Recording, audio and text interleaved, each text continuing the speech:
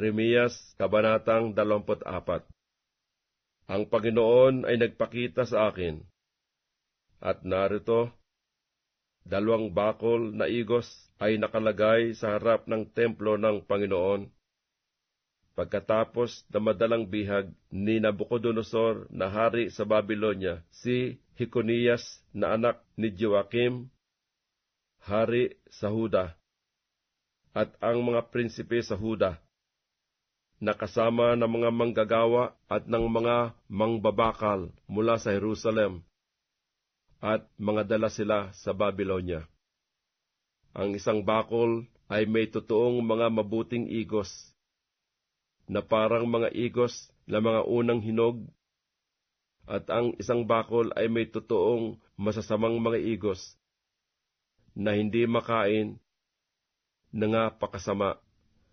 Na magkagayoy sinabi ng Panginoon sa akin, anong iyong nakikita, Jeremias? At aking sinabi, mga igos.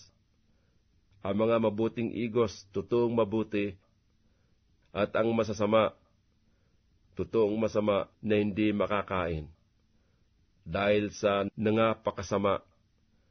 At ang salita ng Panginoon ay dumating sa akin na nagsabi, ganito ang sabi ng Panginoon ng Diyos ng Israel, kung paano ang mga mabuting igos nito, gayong ko kikilalanin ang mga bihag ng Huda, na aking pinayaon mula sa dakong ito na patungo sa lupain ng mga Kaldeyo, sa ikabubuti.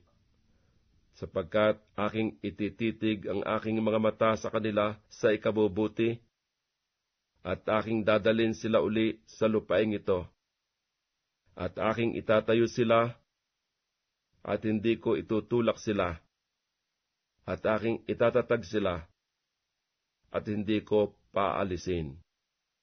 At aking bibigyan sila ng puso upang makilala ko na ako ang Panginoon, at sila'y magiging aking bayan, at ako'y magiging kanilang Diyos, sapagkat sila'y manunumbalik sa akin ng kanilang buong puso.